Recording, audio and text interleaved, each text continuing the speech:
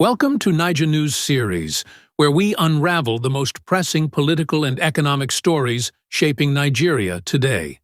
In this episode, we delve into a New Year message that has sent ripples through the nation's political landscape, challenging the very essence of democratic values.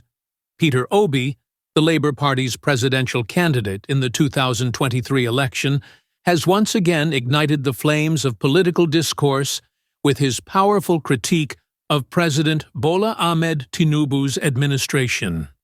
But as his message resonates with millions of Nigerians grappling with economic hardship, the ruling All Progressives Congress, APC, has hit back with fierce accusations, setting the stage for an intense political showdown.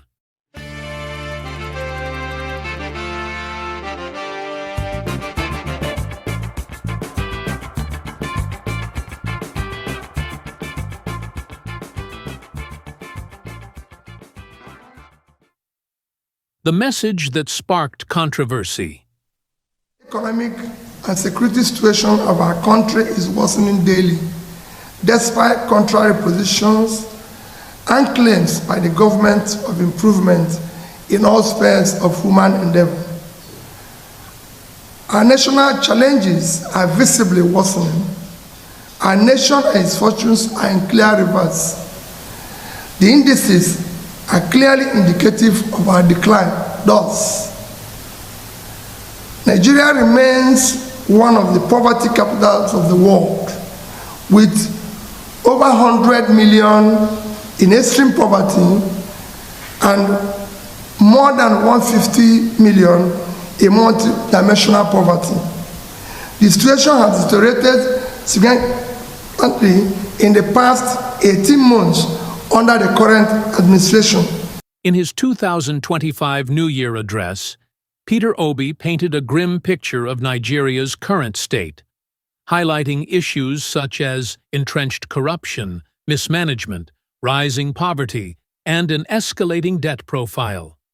Obi did not mince words, calling for immediate and vigorous positive actions to address the hardships faced by Nigerians, many of whom he believes are losing hope in their leaders. He accused President Tinubu's administration of institutionalizing nepotism and allowing corruption to thrive unchecked. Obi's message, however, went beyond critique. It was a rallying cry for accountability. He questioned the direction of the nation under Tinubu's policies, emphasizing that the dreams of millions of Nigerians were being crushed under the weight of poor governance. The APC strikes back. The APC, unsurprisingly, wasted no time in responding. Felix Morka, the party's national publicity secretary, dismissed Obi's claims as politically motivated and misleading. Morka argued that Nigeria's economy had shown significant progress under Tinubu, citing improvements such as a massive trade surplus, increased foreign direct investments, and a reduction in the debt servicing ratio from 90% to 64%. He labeled Obi a leading doomsayer and accused him of attempting to incite Nigerians against the government. A test of democratic values. The escalating war of words has not come without consequences. Following his New Year message, Peter Obi reported receiving threats to his life and family. The threats, he said, were tied to his criticism of Tinubu's administration, raising questions about the state of free speech and opposition politics in Nigeria. Obi openly asked, "Have I crossed the line?" as he reaffirmed his commitment to speaking the truth, regardless of the risks. This development raises a critical issue. When does criticism become crossing the line? Opposition, a cornerstone of democracy. Peter Obi's role as an opposition leader is essential to Nigeria's democracy.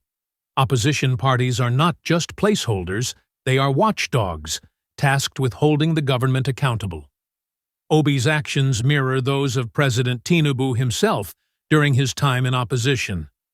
In 2012, Tinubu was at the forefront of public protests against President Goodluck Jonathan's decision to remove the fuel subsidy, a policy he then described as anti-people. Tinubu, along with other opposition figures, exercised their democratic right to criticize, protest, and challenge the ruling government. Today, however, the APC's response to Obi's criticism raises concerns about a double standard. Why has opposition suddenly become crossing the line when the same president freely protested similar policies a decade ago? The economic debate, Obi's critique, also touches on the core of Tinubu's policies. Key measures like the removal of fuel subsidies, the introduction of new taxes, and foreign exchange reforms have drawn mixed reactions. Fuel subsidy removal.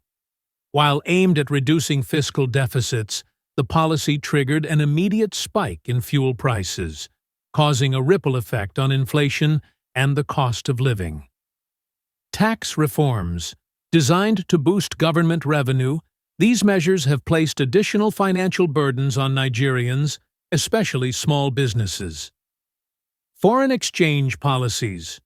Challenges with foreign exchange availability and stability have affected inflation and the cost of imports, further straining the economy. The APC argues that these policies are necessary sacrifices for long-term economic stability.